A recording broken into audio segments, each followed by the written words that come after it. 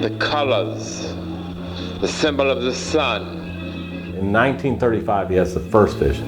The light in his eyes. So these beings came to him. He said they were beings that were about 8 foot tall. And the straight of his hair. They're actually from the future. And he describes them as having their hair straight up in the air. As it reaches up there in the sky somewhere.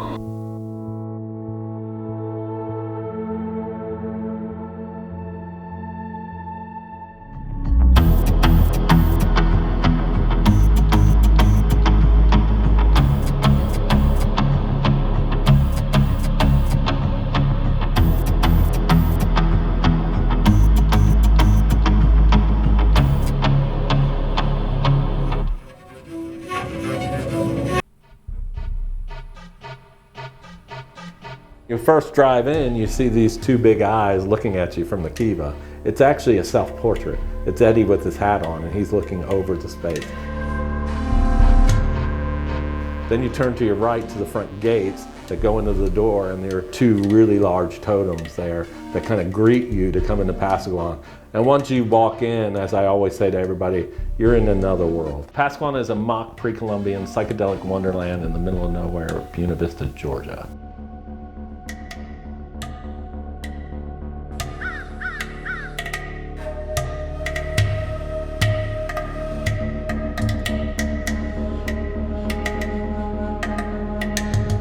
It is a true mock pre-Columbian psychedelic wonderland like nothing you've ever been, and it's shocking it's here in southwest Georgia.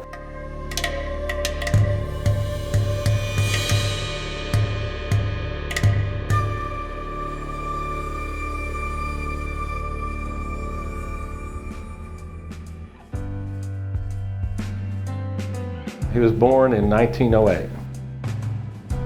At the age of 14, he hitchhikes to New York City. He lives this kind of street hustler kind of lifestyle, selling marijuana, he's a hustler. But then he has this vision in 1935. These beings come to him and they tell him, you need to change your ways or it's the end of the road for you. And it's around that time he starts shifting into this Pasaquan, what I like to call, he starts fashioning the Pasaquan aesthetic. But he stays in New York from 35 to 56, 57, around that time. So he's there kind of developing this aesthetic. He becomes, like I said, a fortune teller.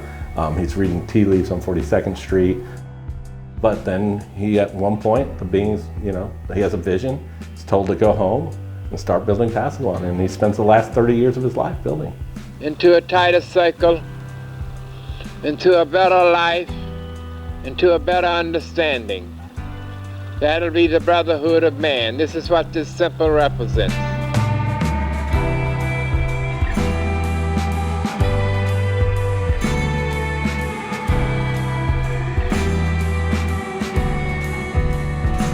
We have some figures here that represent the people and the new images of the future. People who are natural and primitive. You got mandalas, totems, you have pagoda-like structures, you have a lot of kind of symbolism that you'll see in Native American cultures. What he's doing, he says, is he's looking at these cultures and he's aware of them. He starts looking at them when he's in New York, and what he's doing is he's celebrating these cultures. He thinks they're the cultures that have the right ideas about spirituality, the right ideas about the way we should be living, and because he thinks that we've gone astray as a culture. I bring thee great blessings to the waters here.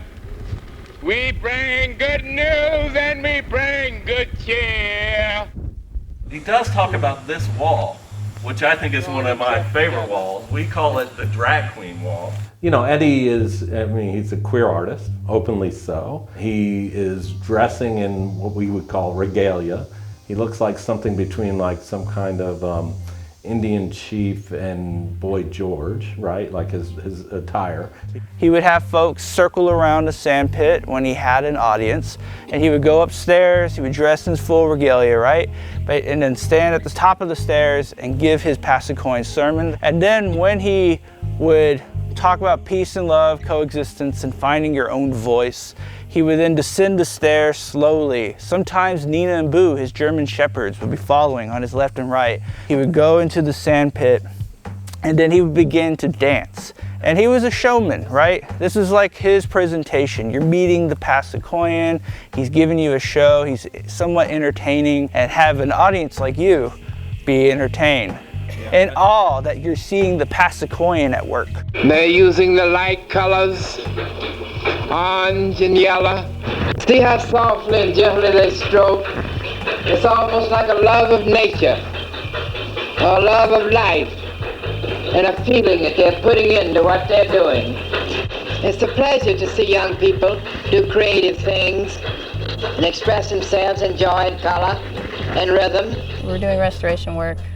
Right now we're priming the wall, and then after we prime, we paint with enamel-based paint. When we bring our own students out here from the university, we see them engaging with the work. I've heard it mentioned from like my grandma, but other than that, I didn't really know what it was until I went to the school. I tell people that it's definitely psychedelic. It's an outdoor art environment, but it's so out there that it is hard to describe. It's very different.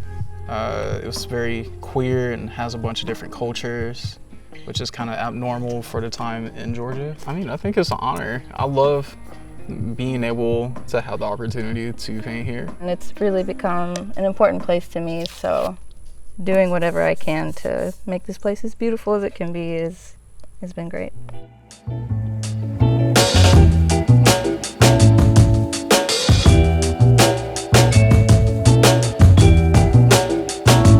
This is something special about CSU and what we do in this art department that you can't do anywhere else.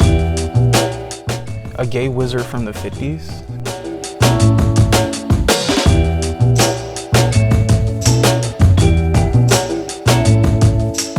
As he says, I'm going to be the first Pasaquan.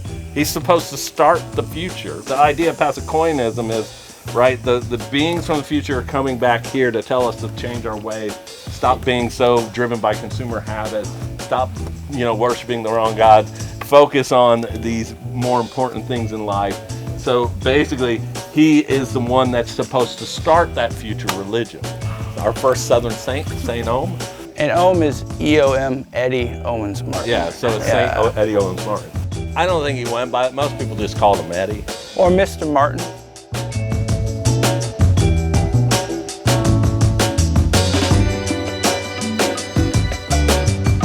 For him to achieve that kind of peace and unity and his utopia he envisioned, we have to reject technology to have that deeper connection. He had to give up television, right?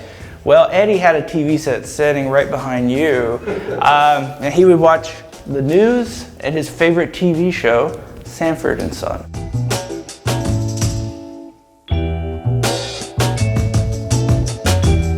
I think Eddie thought that Pasaquan would live on, but wasn't sure how.